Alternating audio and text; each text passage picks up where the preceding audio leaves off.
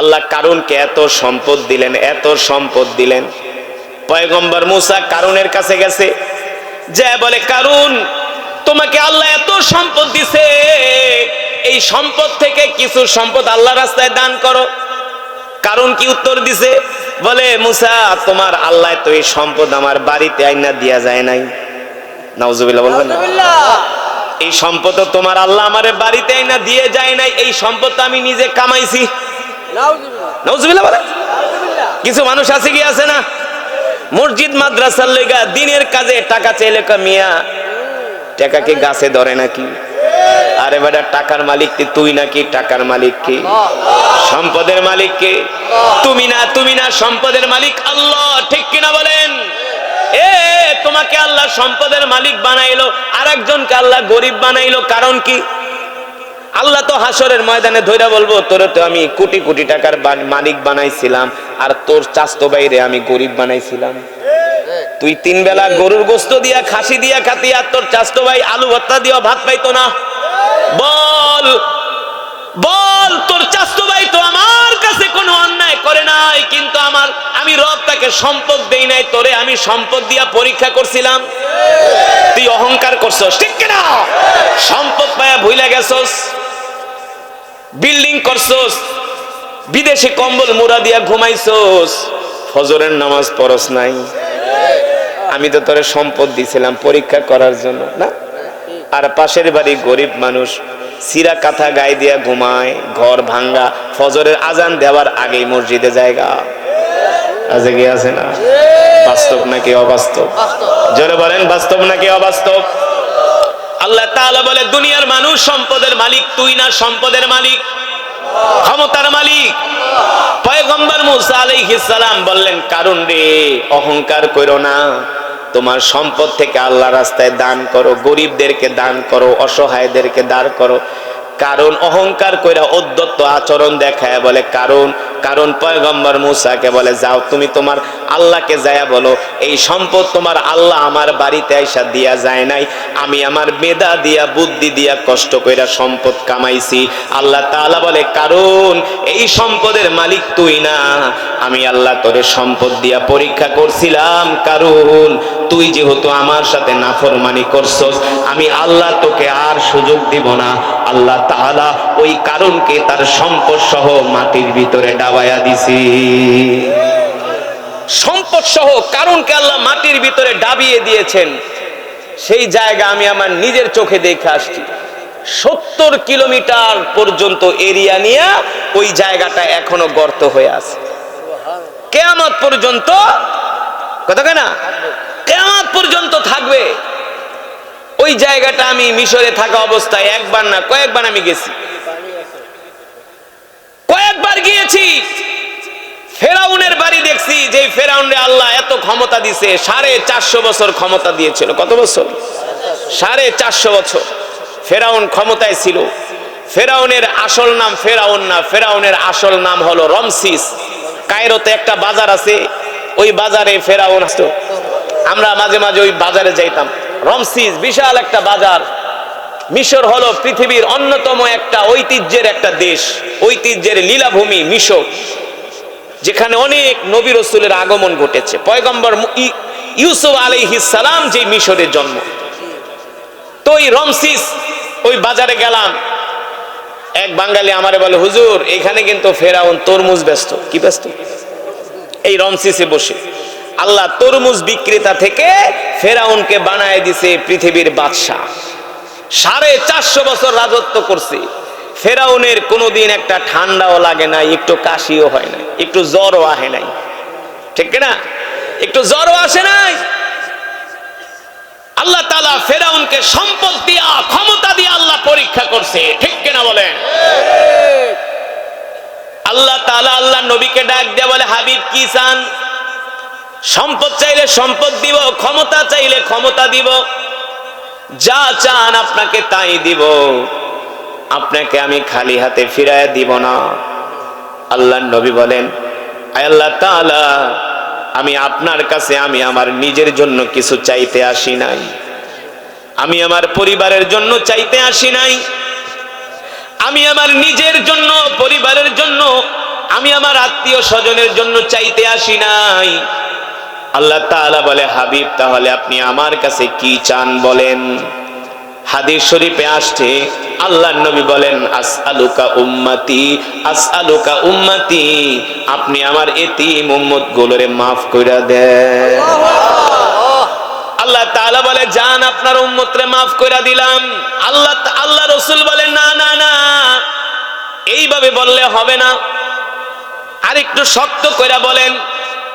আল্লাহ তাআলা বুঝতে পারলেন তার হাবিব এখনো খুশি, তার মুখে এখনো হাসি ফোটে নাই। এবার আল্লাহ তাআলা ডাক দিয়ে বলে, হাবিব আপনি হাসরের ময়দানে, আমি আল্লাহ যখন হাসরের মাঠ কায়েম করব, আমি আল্লাহ হাসরের ময়দানে আপনার চেহারার দিকে তাকায় থাকব।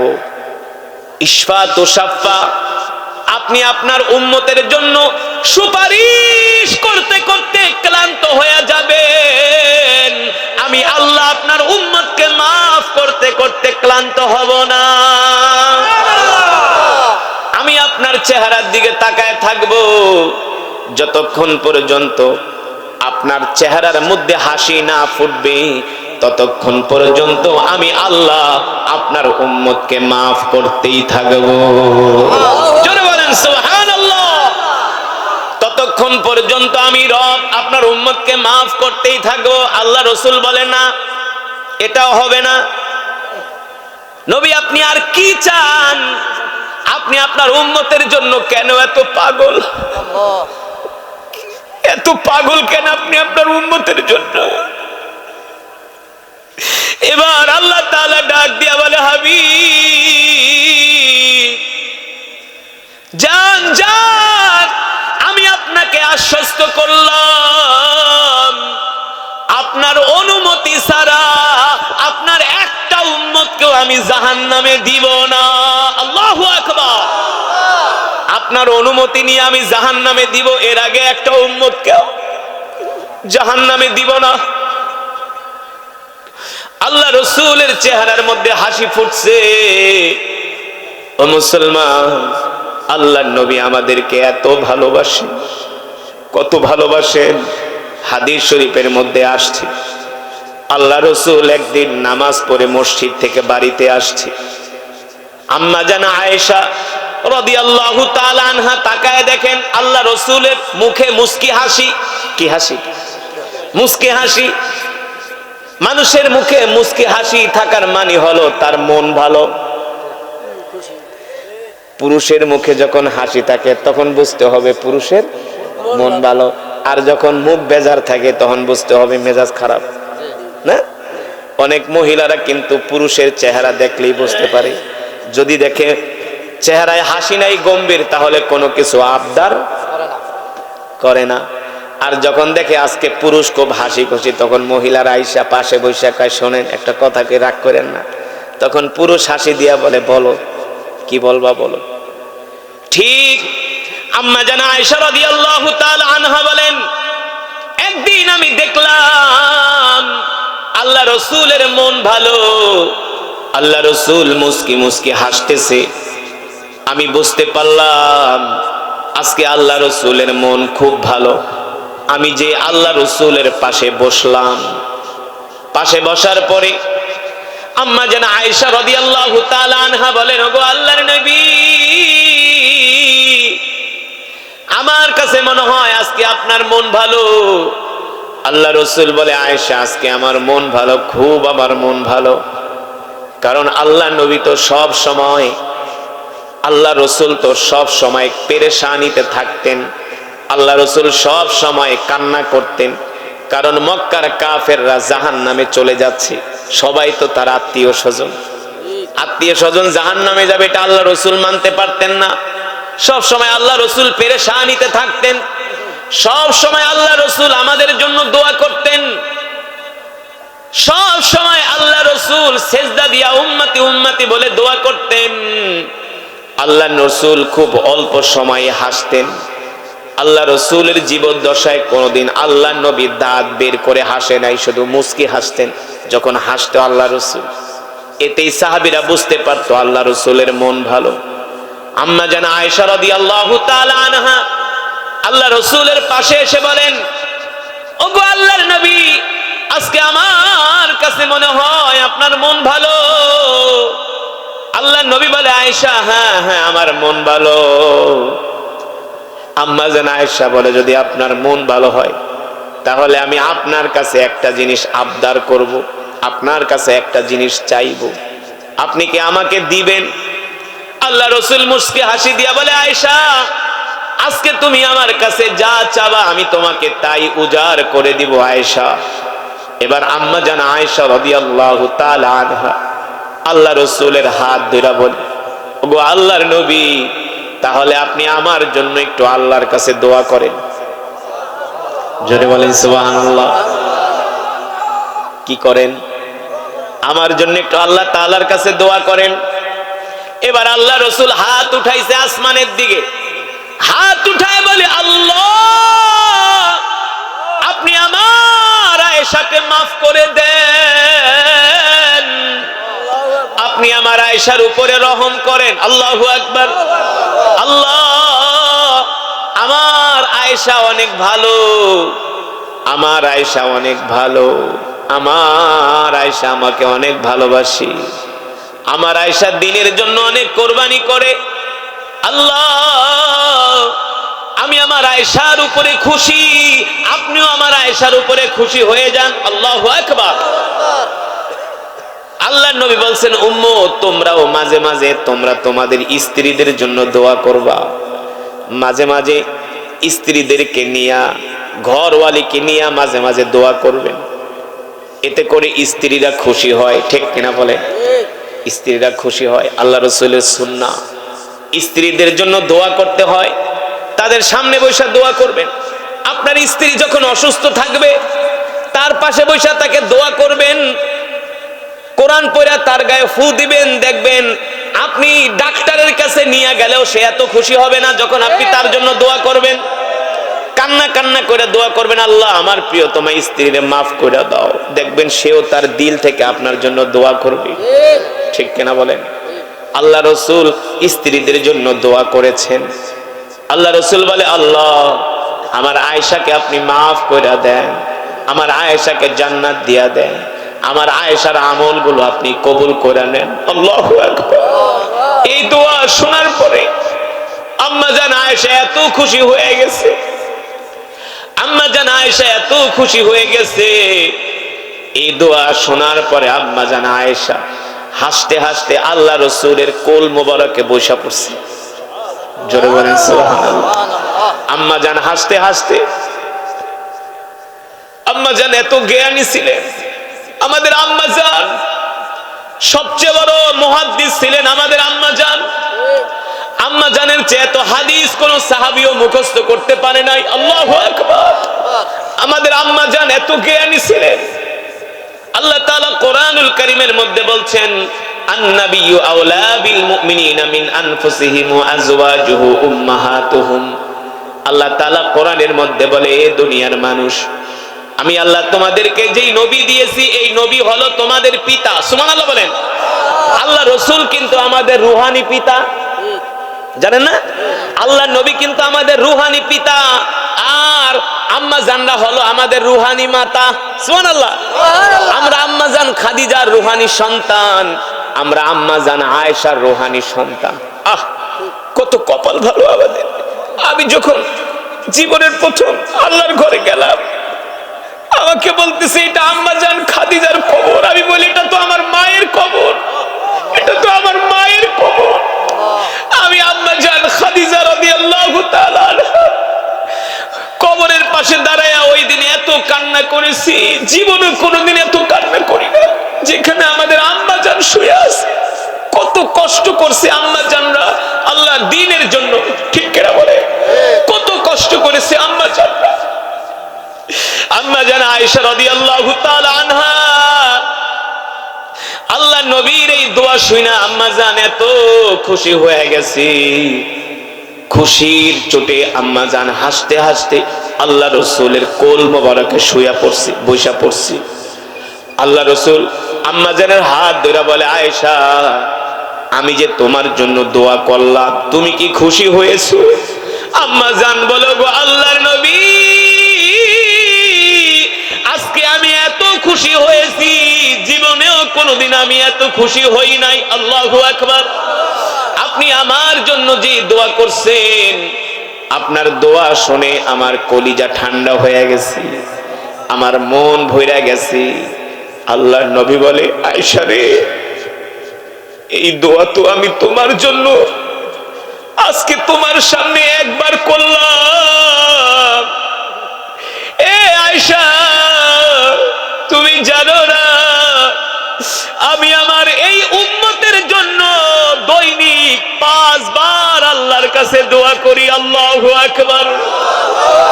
তোমার জন্য তো দোয়া করলাম একবার, আর আমি আমার এতিম উম্মতের জন্য দৈনিক দোয়া করি 5 বার। জোরে বলেন আল্লাহু আকবার। এবার বলেন, আল্লাহর নবী আমাদেরকে ভালোবাসে কি বাসে না? জোরে বলেন, বাসে কি বাসে না?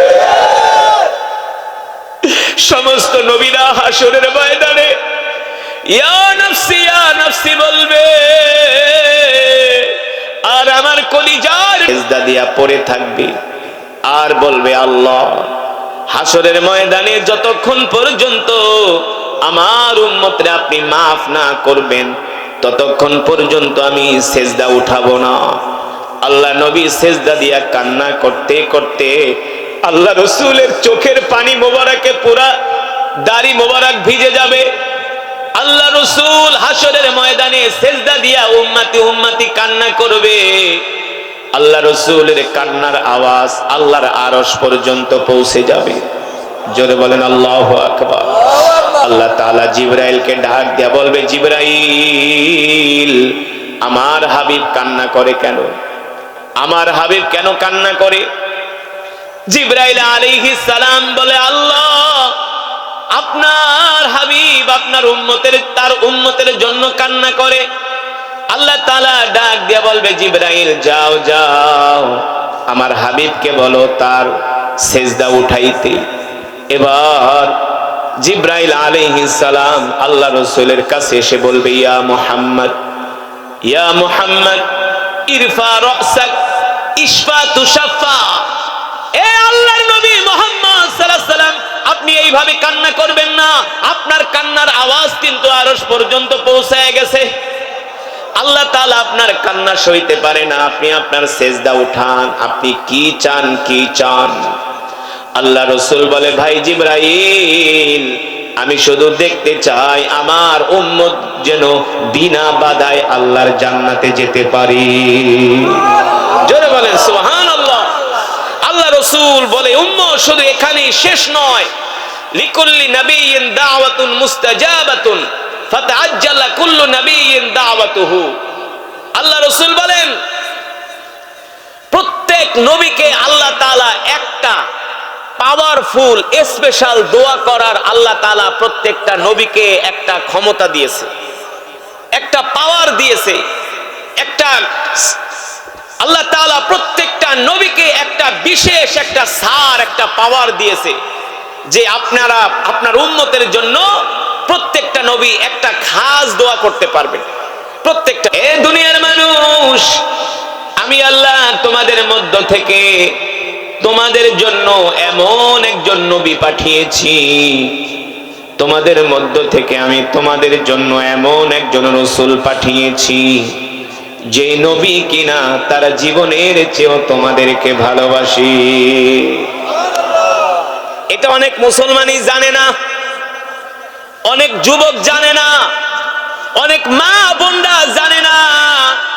সমাজের 100-র ভিতরে 95% মুসলমানই জানে না আল্লাহ রাসূল আমাদেরকে আমাদের মা বাবার চেয়েও ভালোবাসে। জানে? মনে করে যুবক, মনে করে আমার বাপ আমারে জমিন বেচা ইটালি পাঠাইছে, মনে হয় আমার বাপে আমারে ভালোবাসে। কথা কেন? বাস্তব নাকি অবাস্তব? মনে করে আমার মা সেই 30 বছর আগে বিয়ে হয়েছে, আমার মা আমার জন্য 10 ভরি স্বর্ণ বিক্রি করে আমাকে আমেরিকা পাঠাইছে, মনে হয় আমার মা আমারে ভালোবাসে। হ্যাঁ, তোমার মা তোমাকে ভালোবাসে যুবক, তোমার বাবাও তোমাকে ভালোবাসে, কিন্তু তুমি জানো না তোমার মায়ের চেয়ে, তোমার বাবার চেয়েও তোমার কলিজার টুকরা নবী তোমাকে ভালোবাসি। বিশ্বাস করেন না? বিশ্বাস করেন না? যদি বিশ্বাস না করেন, ঈমান থাকবে না, ঈমান থাকবে না, বেঈমান হয়ে যাবেন, কাফের হয়ে যাবেন। যদি আপনি বিশ্বাস না করেন যে আল্লাহ রাসূল আমাকে তার জীবনের চেয়েও ভালোবাসে, এই কথা যদি আপনার ভিতরে কোনো সন্দেহ হয়, কি হয়?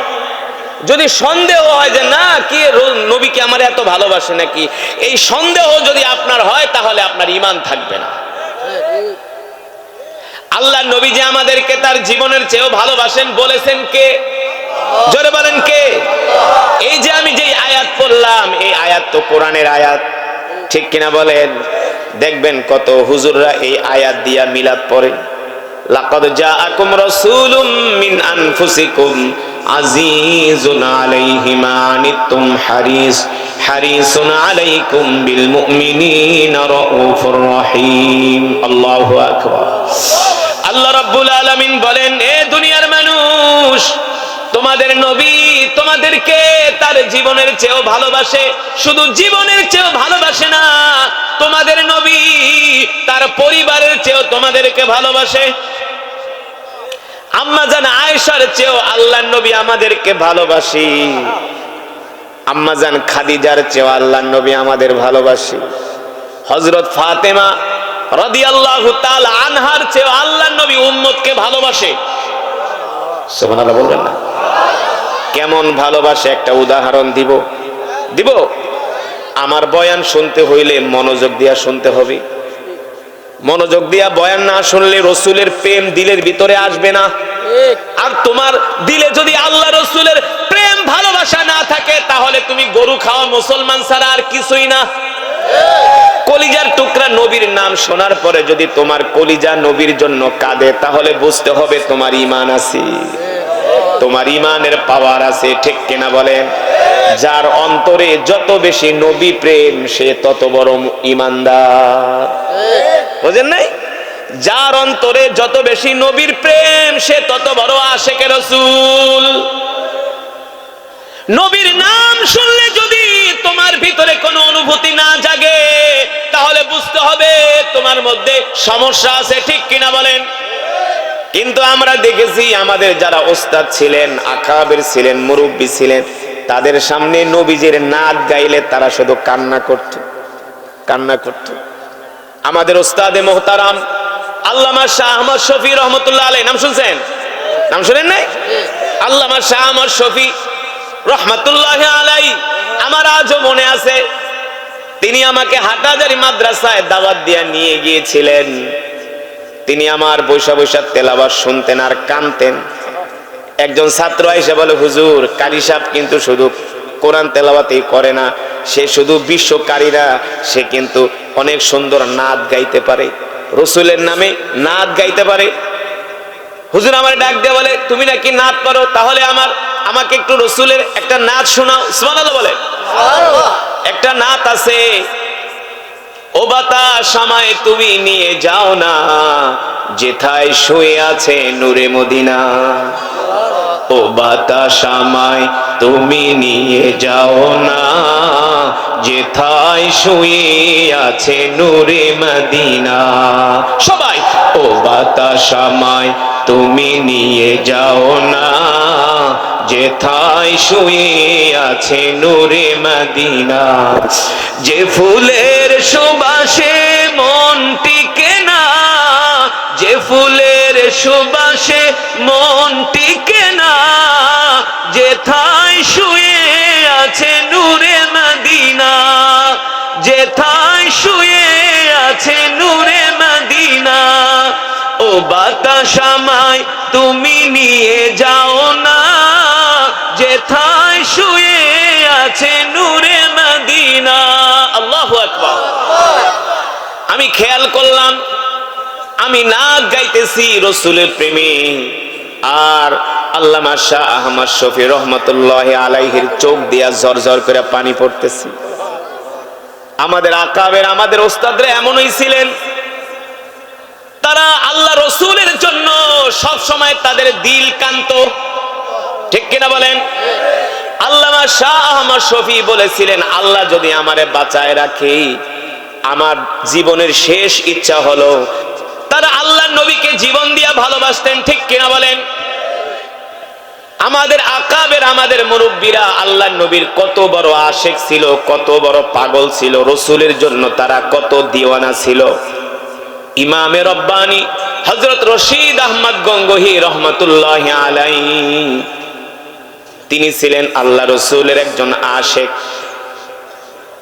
ইমামে রব্বানী রশিদ আহমদ গঙ্গোহী রহমাতুল্লাহি আলাইহিকে একজন লোক হজ করে এসে তাকে বললেন, হুজুর আমি আপনার জন্য একটা রুমাল এনেছি, রুমাল, এই রুমালটা আমি মদিনা শরীফ থেকে আনছি, এটা আপনাকে হাদিয়া দিলাম। হজ করে আসছে, হুজুরকে একটা রুমাল হাদিয়া দিছে, বলে এই রুমালটা আমি মদিনা শরীফ থেকে আনছি। এই কথাগুলো আপনাদের বুঝানোর উদ্দেশ্য হলো আল্লাহ রসুলের প্রেম কাকে বলে, আল্লাহ নবীর প্রতি ভালোবাসা কাকে বলে।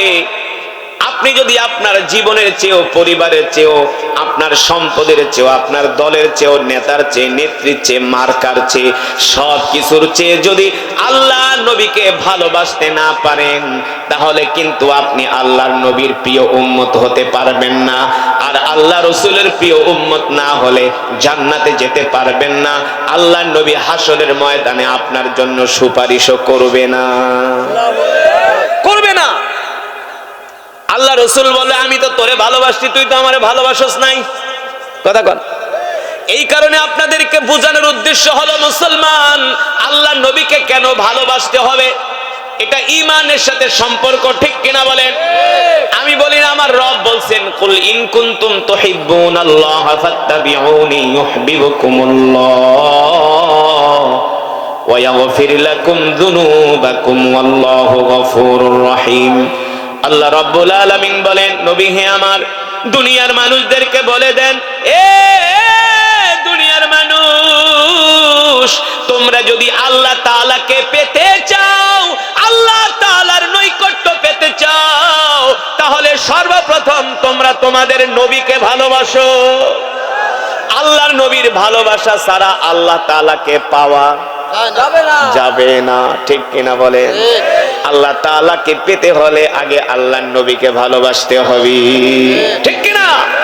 যেটা বলছিলাম, ইমামে রব্বানী রশিদ আহমদ গঙ্গোহী রহমাতুল্লাহি আলাইহিকে তার একজন ভক্ত, তার একজন মুরিদ হজ কইরা আইসা হুজুরকে বলে, হুজুর মদিনা শরীফ থেকে আপনার জন্য একটা রুমাল হাদিয়া আনছি। কি করছি? রুমাল হাদিয়া আনছি। এই কথা শোনার পরে হুজুর বলছে, মদিনা শরীফ থেকে আনছো? বলে হ্যাঁ। এই রুমালটা পাওয়ার পরে রশিদ আহমদ গঙ্গোহী এত খুশি হয়ে গেছে, এত খুশি। রশিদ আহমদ গঙ্গোহী কে? ইমামে রশিদ আহমদ গঙ্গোহী যখন জিকির করতেন, দারুল উলুম দেওবন্দের বিল্ডিং থরথর করে কাঁপতো। তিনি ছিলেন ইমামে রব্বানী হযরত রশিদ আহমদ গঙ্গোহী রহমাতুল্লাহি, যার খলিফা হলেন কারি ইব্রাহিম সাহেব। নাম শুনছেন? যার খলিফা হলেন কারি ইব্রাহিম সাহেব, তার খলিফা হলেন সৈয়দ মোহাম্মদ ইসহাক রহমতুল্লাহি আলাইহি। এখান থেকে তাদের সিলসিলা আসছে। তারা শুধু খানকায় বইয়া মুরিদদের রান খাইতো না, আর শুধু হাদিয়া নিত না। ইমামে রব্বানী দিনের বেলা হাদিস পড়াতেন, রাত্রবেলা ব্রিটিশদের বিরুদ্ধে যুদ্ধ করতেন। আল্লাহু আকবার। তারা ছিলেন পীর। ঠিক কিনা বলেন? তারা ছিলেন খানকার পীর, ময়দানের। কথা কয় না? খানকার পীর, ময়দানের। কেমন আশেক ছিলেন আল্লাহ রসুলের। রুমাল পাওয়ার পরে ইমামে রব্বানী হযরত রশিদ আহমদ গঙ্গোহী এত খুশি হয়ে গেলেন, মদিনা শরীফ থেকে রুমাল আনছো। রুমালটা পায়া তিনি চুমা দিতে লাগলেন। বুকে লাগান, চোখে লাগান, শরীরে লাগায়া বুকের ভিতরে ধরে রাখছে যে মদিনা শরীফের রুমাল, আমার নবী যে রওজায় শুয়ে আছে।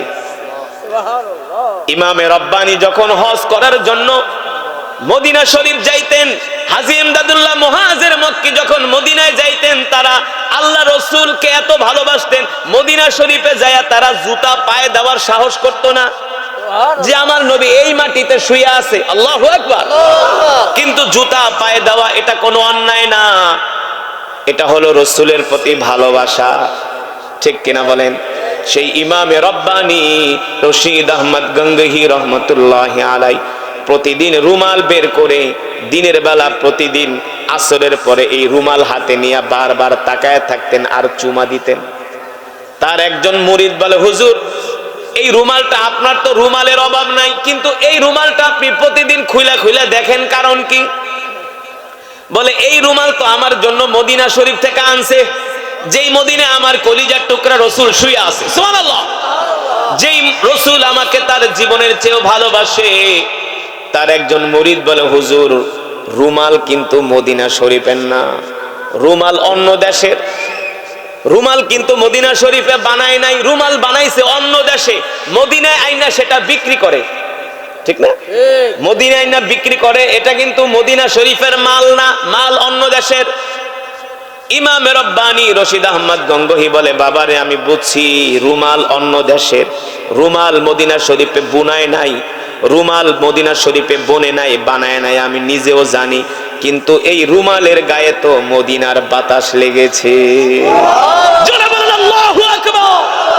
এই রুমালে তো মদিনার বাতাস লাগছে, ঠিক কিনা বলে? যেখানে আমার কলিজার টুকরা নবী শুয়ে আছে, আল্লাহু আকবার। ও মুসলমান, আল্লাহ তাআলা কোরআনুল কারীমে সে কথাই বলেন, লাকাদ জাআকুম রাসূলুম মিন আনফুসিকুম আজিজুন আলাইহি মা আনিতুম হারিসুন আলাইকুম বিল মুমিনিনা রাউফুর রহিম। এটা হলো রজব মাস, ঠিক কি না? এই মাসেই আল্লাহ রাসূল আল্লাহ তাআলার সাথে মেরাজ করছে না, আল্লাহর বাড়িতে যে দেখা করছে, আরশে আজিমে গেছে। সুবহানাল্লাযী আসরা বিআবদিহি লাইলাম মিনাল মাসজিদিল হারাম লাইলাম মিনাল মাসজিদিল হারাম ইলাল মাসজিদিল আকসা আল্লাযী বারাকনা হাওলাহু লিনুরিয়াহু মিন আয়াতিনা ইন্নাহু হুয়াস সামিউল বাসীর। আল্লাহ তাআলা তার প্রিয় হাবিব, প্রিয় বন্ধুকে ডাক দিয়া, দাওয়াত দিয়া, আল্লাহ তাআলা তার প্রিয় হাবিবকে দাওয়াত দিয়ে এই দুনিয়ার জমিন থেকে নিয়ে গেলেন আল্লাহ তাআলার বাড়ি আরশে আজিমে। কোথায়? জোরে বলেন কোথায়? আল্লাহ তাআলা আরশে আজিমে তার হাবিবকে নিয়ে গেলেন। যেই নবীকে সৃষ্টি না করলে আল্লাহ তাআলা তামাম পৃথিবী কিছুই সৃষ্টি হতো না, সেই নবীকে নিয়ে গেলেন আরশে আজিমে। এবার আল্লাহ রসুল আরশে আজিমে যাওয়ার পরে আল্লাহ তাআলা ডাক দিয়ে বলে, হাবিব আপনি আমার বাড়িতে আসছেন, এখানে আপনি আর আমি ছাড়া তৃতীয় কেউ নাই, শুধু আপনি আর আমি। আল্লাহ তাআলা তার হাবিবকে সামনাসামনি বসিয়েছেন, সুবহানাল্লাহ বলেন। আল্লাহ তাআলা সামনাসামনি তার হাবিবকে বসিয়েছেন, বৈশা বলে, হাবিব আপনি আমার বাড়িতে আসছেন, আমি তো হলাম এমন রব, তাবারাকাল্লাযী বিয়াদিহিল মুলকু ওয়া হুয়া আলা কুল্লি শাইইন কাদির। এই মুলকের মালিক আমি আল্লাহ। কে? জোরে বলেন। আল্লাহ তাআলা বলে, হাবিব এই মুলকের মালিক আমি আল্লাহ, এই রাজত্বের মালিক আমি আল্লাহ, একচ্ছত্র ক্ষমতার মালিক আমি আল্লাহ। আমার নির্দেশে সূর্য উদিত হয়, আমার নির্দেশে সূর্য অস্তে যায়, আমার নির্দেশে বাতাস প্রবাহিত হয়, ঠিক কিনা বলেন? আমার নির্দেশে বাতাস বন্ধ হয়ে যায়। হাবিব আপনি মহাপরাক্রমশালী, বিশাল এই সাম্রাজ্যের মালিক, আপনি আপনার হাবিব, আপনি আপনার বন্ধুর বাড়িতে আসছেন, ঠিক না? আপনি আপনার বন্ধুর বাড়িতে আসছেন, আজকে আপনি যা চাবেন আমি আল্লাহ আপনাকে তাই দিব। জোরে বলেন সুবহানাল্লাহ। আপনাদের সুবহানাল্লাহর আওয়াজ হইতেছে না? আরো ইশক দিয়া বলতে হবে, আরো মহব্বতের সাথে বলতে হবে, ঠিক কিনা বলেন? আল্লাহ তাআলা এখানে আপনি আর আমি ছাড়া তৃতীয় কোনো পারসন, শুধু আপনি আর আমি, আপনি আমার সামনে বসছেন। আপনি বলেন আপনি কি চান, আপনি বলেন আপনি কি চান। আপনি যদি চান আপনার জন্য আমি উহুদ পাহাড়কে স্বর্ণে পরিণত করে দিব, ঠিক কিনা? আপনি যদি চান সারা পৃথিবীর ক্ষমতা আপনার হাতে উঠায় দিব, আপনি যদি চান সারা পৃথিবীর সম্পদের মালিক আমি আল্লাহ আপনাকে বানায় দিব। সুবহানাল্লাহ বলবেন না? আপনি যা চাইবেন আপনাকে তাই দেওয়া হবে। আল্লাহর হাবিব ডাক দিয়া বলে, আল্লাহ আপনার বাড়িতে আমি বেড়াইতে আসছি, আমি আমার নিজের জন্য কিছু চাইতে আসি নাই, আমি আমার খাদিজার জন্য কিছু চাইতে আসি নাই, আমি আমার আয়েশার জন্য কিছু চাইতে আসি নাই, আমি আমার ফাতেমার জন্য কিছু চাইতে আসি নাই। আল্লাহ তাআলা ডাক দিয়ে বলে, হাবিব তাহলে আপনি কি চান, কি চান? এবার আল্লাহ রাসূল বলেন, আমি আপনার কাছে চাইতে আসছি উম্মতি উম্মতি উম্মতি, আপনি আমার উম্মত গুলোকে মাফ কইরা দেন। আমার উম্মতের গুনার কারণে বনি ইসরাইলদের মতো, আমার উম্মতের নাফরমানির কারণে বনি ইসরাইলদের মতো আপনি আমার উম্মতকে দুনিয়াতে শাস্তি দিয়েন না। যেমন করে আপনি পয়গম্বর মুসা আলাইহিস সালামের কওমদেরকে গুনাহ করার কারণে, নাফরমানি করার কারণে দুনিয়াতে তাদেরকে শাস্তি দিয়েছেন, ঠিক না? তাদের ভাতের ভিতরে রক্ত দিয়া দিয়েছেন, মাথায় উকুন দিয়া দিয়েছেন। এমন শাস্তি আমার উম্মতকে দিয়েন না, আমার উম্মতকে বানর বানায়া দিয়েন না, ঠিক কিনা বলেন? আমার উম্মতকে কুকুর বানায়া দিয়েন না, দুনিয়ার জমিনে আমার উম্মতকে আযাব আর গজব দিয়া ধ্বংস করে দিয়েন না। ও মুসলমান, আমরা যেই মিথ্যা কথা বলি, আল্লাহর সাথে যেই নাফরমানি করি, 60-70 বছর হয়ে গেছে ঠিক মতো নামাজ পড়লেন না। আল্লাহ তাআলা কারুনকে এত সম্পদ দিয়েছিলেন। আমরা যখন মিশরে পড়াশোনা করতাম, মিশরে হলো কারুনের বাড়ি। কোথায়? মিশরে, কায়রো থেকে প্রায় 800 কিলোমিটার। আমরা সেই কারুনের বাড়ি দেখতে গেছিলাম। যে আল্লাহ কারুনকে এত সম্পদ দিয়েছিল, এত সম্পদ। কারুনের যত নবী আসছে, পয়গম্বর আসছে, সবাই দুনিয়াতে এই দোয়াটা কইরা ফেলাইছে, কিন্তু আমি নবী করি নাই। এই দোয়াটা আমি আমার উম্মতের জন্য হাসরের ময়দানে রাইখা দিছি। সুবহানাল্লাহ। শাফাআতাল লি উম্মতি ইয়াউমাল কিয়ামা। সুবহানাল্লাহ বলেন। শাফাআতাল লি উম্মতি ইয়াউমাল কিয়ামা। আমি আমার উম্মতের জন্য এই দোয়াটা রাইখা দিছি। এই দোয়াটা আমি হাসরের ময়দানে করব, যাতে আল্লাহ এই দোয়ার উসিলায় আমার উম্মতকে মাফ করে দেয়। সুবহানাল্লাহ। জোরে বলেন সুবহানাল্লাহ। সেই নবীর উম্মত আমরা। খুশি নাকি বেজার? জোরে বলেন খুশি নাকি বেজার? শুধু মুখে মুখে রাসূলের আশিক দাবি করলে হবে না, রাসূলের সুন্নাত মানতে হবে। কথা কোন? কি মানতে হবে? সুন্নাত মানতে হবে। সুন্নাত কি? মান আহাব্বা সুন্নতি ফাকাদ আহাব্বানি ওয়া মান আহাব্বানি কানা মাই ফিল জান্নাহ। আল্লাহ রাসূল বলে, উম্মত তোমরা যদি দুনিয়ার জমিনে আমার সুন্নত গুলো মানো, আমার সুন্নত গুলো জিন্দা করো, আমার সুন্নত গুলো যদি তোমরা অনুসরণ করো, তোমাদের ঘরে, তোমাদের পরিবারে, তোমাদের রাষ্ট্রে, তোমাদের সমাজে, তোমাদের অফিসে, তোমাদের ব্যবসার মধ্যে, তোমাদের কাজ কারবারের মধ্যে, প্রত্যেকটা কদমে কদমে যদি উম্মত তোমরা আমার সুন্নত গুলো জিন্দা করো, আমার সুন্নত গুলো মেনে চলো, আমি নবী তোমাদেরকে হাত ধরে ধরে আল্লাহর জান্নাতে প্রবেশ করাবো। তাহলে আসেন, আল্লাহ রাসূলের সুন্নত কি আমাদের জানার দরকার আছে কি আছে না? আছে। আল্লাহ রাসূলের সুন্নত হলো আফসুস সালাম ওয়া আতঈমুত তাআম লিনুল কালাম। এক মুসলমান আর এক মুসলমানকে সালাম দিবে। সালাম তো এখন সমাজ থেকে উঠেই গেছে। এখন আর টাকা পয়সা হইলে মাইশের সালাম দিতে চায় না, টাকা পয়সার মালিক হইলে গরিব মানুষে কি করতে চায় না? সালাম দিতে চায় না। অনেক পয়সার মালিক এখন আর রিকশাওয়ালারে সালাম দেয় না, তরকারি আলারে সালাম দেয় না। পয়সার মালিক হয়ে গেছে, বিদেশে থেকে এখন আর চাচারে দাম দেয় না। কথা কন? আত্মীয় স্বজনরে গনায় ধরে না। আছে কি আছে না? না। আল্লাহ রাসূল বলছে, উম্মত এক মুসলমান আর এক মুসলমানকে সালাম দিবা। হাদিস শরীফে আসছে, কোন মুসলমান যদি দৈনিক 20 জন মুসলমানকে সালাম দেয়, কয়জন? কয়জন? 20 জন। আল্লাহ রাসূল বলছে তার ইন্তেকালের পরে আল্লাহ তাকে বিনা হিসাবে জান্নাত দিয়ে দিবে। কয়জন? 20 জন। সত্যি করে বলেন, এমনও মানুষ আছে 20 জন কি দুই ফাবি আইয়ি আলা রাব্বিকুমা তুকাদ্দিবান। আল্লাহ তাআলা বলছেন বান্দা নবী আপনি বলে দেন। শুনেন, মাইকের যে সমস্যা এটা আপনার চেয়ে আমার বেশি প্রবলেম হচ্ছে, কিন্তু ওরে বেশি জ্বালাজালি করলে পরে এটাও হবে না। হ্যাঁ, এই কারণে আমি মানে বেশি প্রেসার দিতেছি না, বুঝতে পারছেন? তারপরেও সে সর্বোচ্চ চেষ্টা করতেছে, ভালো হয়েছে আগের চেয়ে। চলো আপনি করেন তো, এই বক্সগুলো বন্ধ করে শুধু মাইক দেন তো দেখি, একদম টোটাল বক্স অফ করে দেন, শুধু মাইক দেন তো দেখি। মানে এই হ্যাঁ ই করেন, বক্সের লাইনই খোলা ফেলান, এই মেশিনই বাদ, শুধু মাইকের মেশিনে মাইক চালান।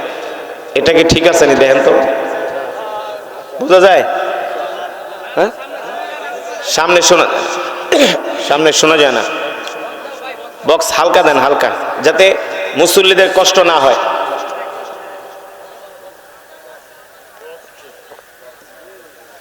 বক্স দেন যাতে মানুষের কষ্ট না, হালকা দেন, হালকা মনিটর হালকা দেন। বক্স সুন্দর হয়েছে আওয়াজ, মনিটর হালকা। আল্লাহ তাআলার প্রিয় বান্দারা, আমি যেটা বলছিলাম ফাবিআইয়ি আলা'i রাব্বিকুমা তুকাদ্দিবান, আল্লাহ তাআলা বলেন নবী দুনিয়ার মানুষদেরকে বলে দেন তারা আমার কোন কোন নিয়ামতকে অস্বীকার করবে। আমরা আল্লাহ তাআলার কোন নিয়ামত কি অস্বীকার করার কোন সুযোগ আছে? কোন উপায় আছে? উপায় নেই। আল্লাহর প্রিয় বান্দারা, আমি দীর্ঘক্ষণ সময় কোরআনুল কারীমের তেলাওয়াত করেছি, আপনারা শুনেছেন। এক একটি হরফের বিনিময়ে আল্লাহ তাআলা আমাদের আমল নামায় কম পক্ষে 10টি করে নেকি দান করেছেন।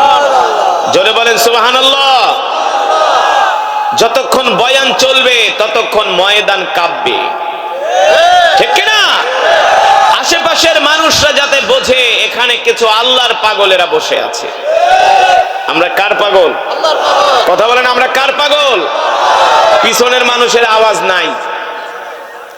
আমরা কি দুনিয়ার পাগল? আমরা কি সম্পদের পাগল? আমরা কি ক্ষমতার পাগল? আমরা আল্লাহর পাগল, ঠিক কিনা বলেন? দুনিয়ার মানুষ আমাদের পাগল বলে বলুক, তাতে আমাদের কিছু যায়? আমরা আল্লাহর পাগল। আর আল্লাহর পাগলেরা বসে বসে আল্লাহর জবানের কালাম কোরআনুল কারীমের তেলাওয়াত আমরা শুনেছি। এক একটি হরফের বিনিময়ে আল্লাহ তাআলা আমাদের আমল নামায় কম পক্ষে 10টি করে নেকি দান করেছেন। শুধু এখানেই শেষ নয়, এই মাহফিলে আমরা যারা এসেছি আল্লাহ তাআলা আমাদের এক একজনের আমল নামায় কম পক্ষে 1 খতম করে কোরআনুল কারীমের সওয়াব দান করেছেন। আমরা এক একজন এক এক খতম করে কোরআনুল কারীমের সওয়াব পেয়েছি। এক একজন এক এক খতম, সবাই মিলে এক খতম না, এক একজন এক এক খতম। কিভাবে বলেন তো, বলতে পারবেন? আমি এই কারণে হাত উঠাইছিলাম যে আমি সূরাতুল ইখলাস 3 বার পড়েছি। কয়বার? যে আপনারা আমার সাথে পড়েন, বসে বসে দুনিয়ার চিন্তা করেন না, বাদাম খায়েন না, খালি হুজুরের চেহারা আর হুজুরের কণ্ঠ কেমন, হুজুরের সাইজ কেমন এটা দেখেন না, একটু পড়েন মনে মনে। কোরআন শরীফ তো ধইরাও দেখেন না জীবনে।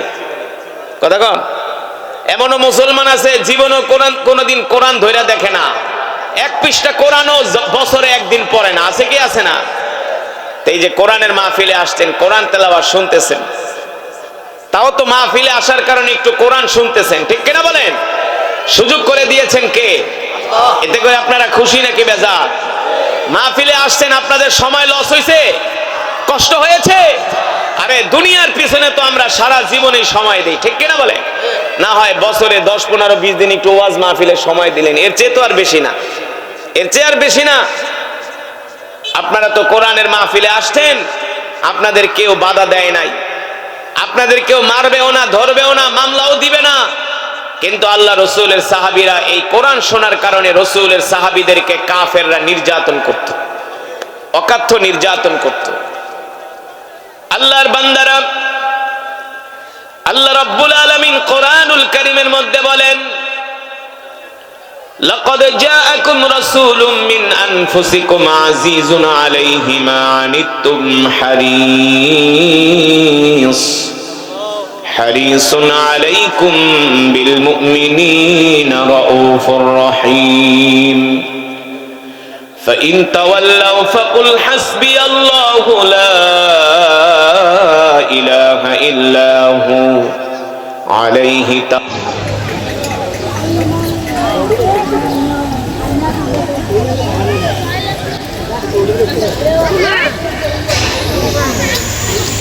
এগুলো হলো জিন মাছ, জিন মাছ।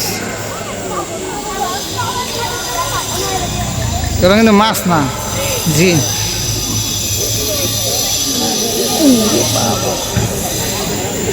লেভেলের আপডেট মোবাইল সফটওয়্যার আছে।